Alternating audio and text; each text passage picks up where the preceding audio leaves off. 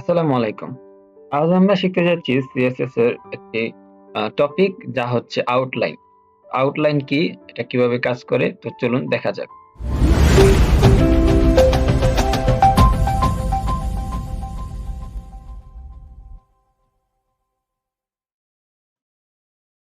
Outline হচ্ছে মূলত বর্ডারের মানে বর্ডারই বলতে পারেন কিন্তু বর্ডারের মতো নয়।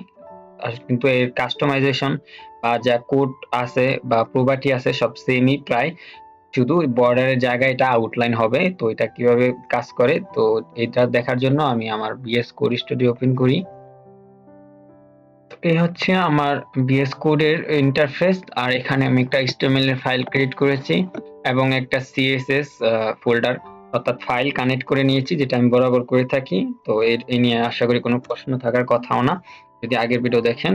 এখন আমরা যেটা করব সেটা হচ্ছে আমাদের আউটলাইন, যেহেতু বর্ডারের উপর নেন বর্ডার করেছিলাম, সেক্ষেত্রে আমাদের একটা বক্স প্রয়োজন অর্থাৎ একটা ডিভ এর প্রয়োজন। তো সেজন্য আমরা ডট বক্স দেখলাম, এন্টার দিলাম। দেন আমরা এখানে এই বক্স থেকে কাস্টমাইজ করব। এবার আমরা বক্স, যেহেতু আমরা ক্লাস দিয়েছি, এখন আমরা ডট, দেন আমরা বক্স, আমাদের ক্লাসের নাম, দেন আমরা যেটা দিলাম বক্স, বক্সটাকে এখন আমরা অবশ্যই একটা হাইট উইডথ প্রয়োজন। এখানে আমরা একটা হাইট দিলাম, আমরা দিই এন্ড উইথ দিয়ে দিই, উইথ অ্যারাউন্ড আমরা দিয়ে দিলাম 500 পিক্সেল।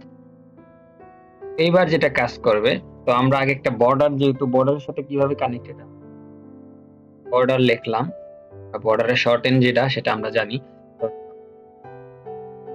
যেকোনো মানে এটা কতটুকু আয়তনে বাড়বে বা উইডথ কতটুকু হবে 5 পিক্সেল। তারপর এটা সলিড হবে না ডট হবে, অর্থাৎ এই স্টাইলটা এরকম স্টাইলের হবে। তো আমি সলিড দিচ্ছি, দেন আমরা দিচ্ছি হচ্ছে কালার। আমরা তো এবার আমরা এটাকে লাইভ সার্ভার ওপেন করি।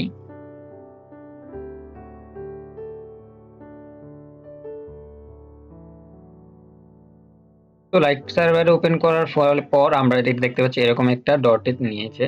তো এই হচ্ছে আমাদের বর্ডার, যেটা আমি দেখিয়েছি আমার বর্ডার ক্লাসে। তো এখন আমরা যেটা দেখবো সেটা হচ্ছে আমাদের আউটলাইন। আউটলাইনটা কিভাবে কাজ করে? তো আমরা সেম একইভাবে আমরা এখানে আউটলাইন লিখবো, দেন আমরা আউটলাইন দিব। আমরা এখান থেকে 8 পিক্সেল দিলাম, দেন আমরা দিব আউটলাইন উইথ, এখান থেকে আমরা আউটলাইন উইথ দিব, আমরা আউটলাইন উইথ দিলাম, এটা দিলাম 9 পিক্সেল দিয়ে দিই, জাস্ট বোঝার জন্য আর কি। এটা কোনো ম্যাটার না যে কতটুকু উইথ দিলাম, জাস্ট আমরা বোঝার যেতে দেখতে পারি সেজন্য আর কি দিলাম। দেন আমরা আউটলাইনের স্টাইল দিলাম, মানে বর্ডারে যে যা যা ইউজ করছিলাম সম্পূর্ণ কোড সেম, জাস্ট আমরা বর্ডারের জায়গায় এই জায়গায় আউটলাইন আউটলাইন দিয়ে দিচ্ছি। এটা হচ্ছে আর কি পার্থক্যটা। তো আমরা ডটেড বা ড্যাশেড দিয়ে দেই, যেহেতু বর্ডারটা আমরা সলিড দিয়েছি সেজন্য আমরা আউটলাইনটা ড্যাশেড দিয়ে দিই। দেন এখানে একটা এক্সট্রা যেটা রয়েছে সেটা হচ্ছে যে আউটলাইন অফসেট। এখান থেকে আমরা যদি আউটলাইন অফসেট দেই, এই যে আমরা আউটলাইন অফসেট সিলেক্ট করলাম। তো আউটলাইন অফসেটটা কিভাবে কাজ করে? তো আমরা আগে এই বর্ডারটা দেখিয়ে আসি। তো আমরা আউটলাইনে আরেকটা প্রপার্টি ইউজ করতে হবে। দেন এখান থেকে আমরা আউটলাইন কালারে দিলাম। তো আমরা এখান থেকে aqua সিলেক্ট করে দিই, আমরা অফসেটটা পরে দিচ্ছি। তো আমরা আগে দেখে আসি কিরকম, এরকম হচ্ছে। তো এই যে আমরা দেখতে পাচ্ছি বর্ডারও আমাদের রেড পিক্সেল দেখাচ্ছে এবং আউটলাইনও রয়েছে, এটা আমরা আউটলাইন যেটা আমরা দিয়েছি। তো আউটলাইন আমরা দিয়েছি হচ্ছে মনে হয় 5 পিক্সেল, আমরা আউটলাইন উইথ দিয়েছি 9 পিক্সেল। তো এই জন্য এটা 9 পিক্সেল পাশাপাশি থেকে সরে এসেছে এবং মানে 9 পিক্সেলের আয়তন বেড়ে গেছে আর কি। যাই হোক, এবার আমরা দেখবো যে আউটলাইনের অফসেটটা কিভাবে কাজ করে। মানে যদি আমরা অফসেট 30 পিক্সেল দিয়ে দিই বা 60 পিক্সেল দেই, তো এটা একটু পেডিং এর মতো কাজ করবে। এই যে আমরা দেখতে পাচ্ছি পেডিং এর মতো কাজ করছে, যে 60 পিক্সেল সরে এসেছে, এটা ওদিক দিকে দিয়েও সরে গেছে। তো এটা আমরা দেখতে পাচ্ছি না, এই জন্য আমরা একটা কেস যেটা করতে পারি, আমরা এখানে দিই, তাহলে হয়তো বা দেখতে পাবো কাজ করবে না। না হলে আমরা অটো করে দিই, মার্জিন অটো করে দিই। মার্জিন অটো দিলে সেন্টারে চলে আসে, কারণ এর ভিডিওতে আমি এখান থেকে অটো করে দিলাম, এখানে চলে আসলো সেন্টারে। আমরা কিছু মার্জিন টপ করে দিই, মার্জিন টপ দিয়ে দিলাম, দেন এটাকে আমরা সহজে বুঝতে পারবো। এই হচ্ছে আমাদের আউটলাইনের বিষয়টা।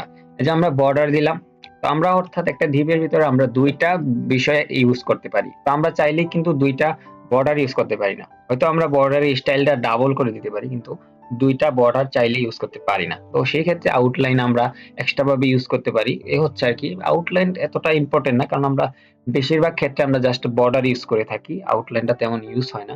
তারপরও যেহেতু আমাদের সিএসএস এর অংশ, আমাদের অবশ্যই জানা প্রয়োজন। সেই ক্ষেত্রে আমি এটাকে আপনাদের দেখাচ্ছি যে কিভাবে আউটলাইন ব্যবহার করতে হয়। আশা করি আউটলাইন সম্বন্ধে আর কোনো সমস্যা নেই, কারণ এটা সম্পূর্ণ বর্ডারের অপোনেন্ট অর্থাৎ বিকল্প হিসাবে ধরতে পারেন, জাস্ট বর্ডারের জায়গায় আউটলাইন। এখন আমরা যেটা করতে যাচ্ছি এটা হচ্ছে আমরা এতগুলো কোড না করে আমরা জাস্ট আউটলাইনের বর্ডারের মতো একটা শর্টকাট কোড করব। দেন আমরা এখানে দিলাম বর্ডার সরি আমরা দিব আউটলাইন। এখানে আমরা আউটলাইন দিলাম, এখানে আমরা বর্ডার যেভাবে 7 পিক্সেল দিলাম। দেন আমরা দিলাম সলিড, তো আমরা সলিড দেই। দেন আমরা দিলাম সলিড ব্লু দিয়ে দিলাম, এটা হচ্ছে কালার। আর আমরা আরেকটা প্রপার্টি যেটা আউটলাইন অফসেট, এটা ব্যতিক্রম, এজন্য আমরা একটু আলাদা ইউজ করি। তো আউটলাইন অফসেট এখানে আমরা আলাদা ইউজ করি। তো আমরা এখানে আলাদা অফসেট আমরা দিই 20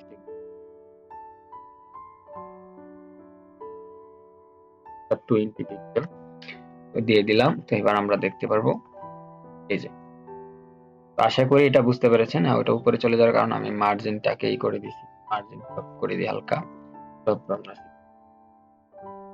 পারফেক্ট না, যাই হোক। এই হচ্ছে আমার আউটলাইন। তো এটা এক লাইনের ভিতরে আমরা খুব সহজে ইউজ করতে পারবো বর্ডারের মতো। বর্ডারের জায়গায় আউটলাইন দিলেই হয়ে যাবে।